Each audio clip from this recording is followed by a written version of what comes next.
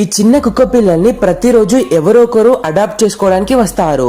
అందుకే ఈ డాగ్స్ అన్ని తన ఫ్యామిలీని చూడడానికి ఎక్సైటెడ్ గా ఫీల్ అవుతాయి. కానీ ఒక కుక్క పిల్లని మాత్రం ఎవ్వరు అడాప్ట్ చేసుకోరు. దాంతో ఇది దాని అమ్మ దగ్గరే ఉంటుంది అండ్ ఫుల్ గా ఎంజాయ్ చేస్తుంది. ఒక రోజు ఇది ఒక రూమ్ లోకి వెళ్లి డాగ్స్ ఫొటోస్ చూస్తుంది.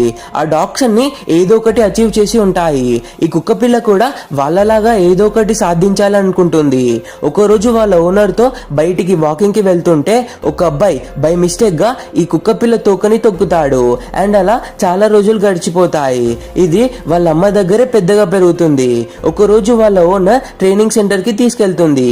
అక్కడ ఈ కుక్క అన్ని కుక్కల్లాగా అస్సలుండదు. అన్ని పనులు రివర్స్ లో చేస్తుంది. అయినా సరే దాని ట్రైనర్ ప్రతిరోజు దానికి ట్రైనింగ్ ఇస్తాడు. చాలా రోజుల తర్వాత ఆ కుక్క పిల్ల అన్ని కూడా సరిగ్గా చేయడం నేర్చుకుంటుంది. ఒక రోజు ఒక డిసేబుల్డ్ ఉమెన్ ఈ కుక్క పిల్లని అడాప్ట్ చేసుకోవడానికి వస్తుంది. కానీ ఆ కుక్క ఆ వీల్ చైర్ ని చూసి భయపడిపోతుంది. ఎందుకంటే చిన్నగా ఉన్నప్పుడు దాన్ని సైకిల్ తో యాక్సిడెంట్ చేశారు కదా, సో అది గుర్తు చేసుకొని భయపడుతుంది.